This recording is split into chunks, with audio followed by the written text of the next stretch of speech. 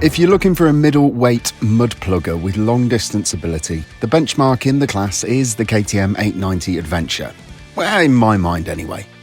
So you can imagine the hype when KTM's highbrow sister brand Husqvarna launched a rival to the 890, based pretty much on exactly the same platform. We've been lucky enough to ride both of these bikes on launches in the UK and the Azores, and the focus of this video is to dig down into each model, letting you know what its strengths and weaknesses are. Before we get into it though, if you haven't already, please do take a minute to drop a like on the video and let us know in the comments what you think. And if you want to stay up to date with all of Visordown's latest videos, don't forget to subscribe to the channel. With both the KTM 890 Adventure and the Husqvarna designed as adventure touring motorcycles, they have one foot firmly on the tarmac and the other on the trail.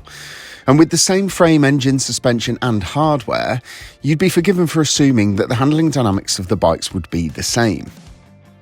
That's not the case though, as with different suspension settings, weight distribution and ergonomics, there's a marked difference between the two. In simple terms, the Husqvarna sits between the 890 Adventure and its more off-road inspired R version, with the seat height, suspension travel, wheelbase and ground clearance all falling between the two KTMs. Other changes to the Husqvarna include the new front fairing and dash binnacle, a revised fuel tank that is narrower at the bottom and wider at the top. While these might sound like small changes, it does make the 901 feel slightly more top-heavy on the road and off it.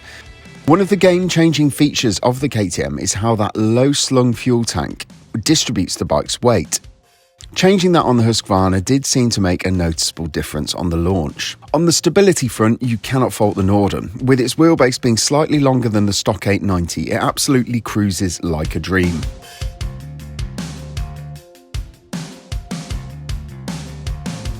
I've always maintained that the 890 Adventure is the benchmark in the middleweight adventure class, especially in the off-road environment. It seems like a bike that is impossible to improve on, with the on-peg riding position, suspension setup and newly updated 890 engine all coming together to create a fantastically capable yet accessible machine. It was always going to be a big hill for Husqvarna to climb. It lacks the orange bike's benign composure when the going gets really tough. One area where the 901 excels compared to the 890 is in the comfort. It is a hands-down more luxurious place to be when compared to the KTM. It feels like a larger bike to start with, which translates to an extremely roomy and comfortable perch for cranking out some big miles. Head off-road and the riding position of the 890 feels more intuitive, with a more neutral and natural on-the-peg riding position when you hit the trail. Let's face it, the KTM has got almost no front end in terms of fairing, and the screen is quite small.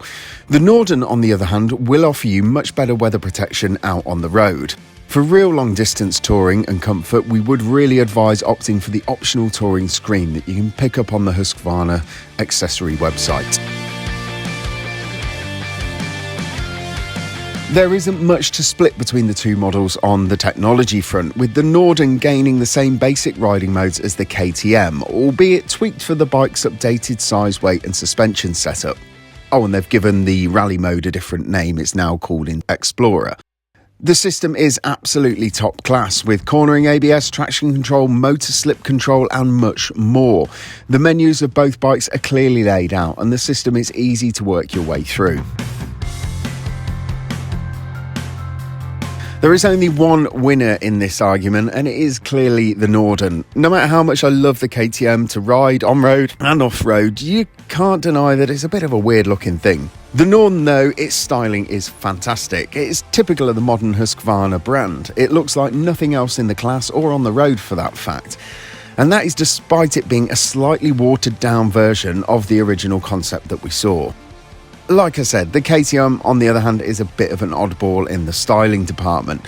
It's not necessarily that it's unattractive as a motorcycle, although it doesn't really look like it's had a style of its own. The KTM, though, is a bike to be ridden and not looked at. For me, the biggest difference between the two bikes that we're comparing here is in its placement in the market.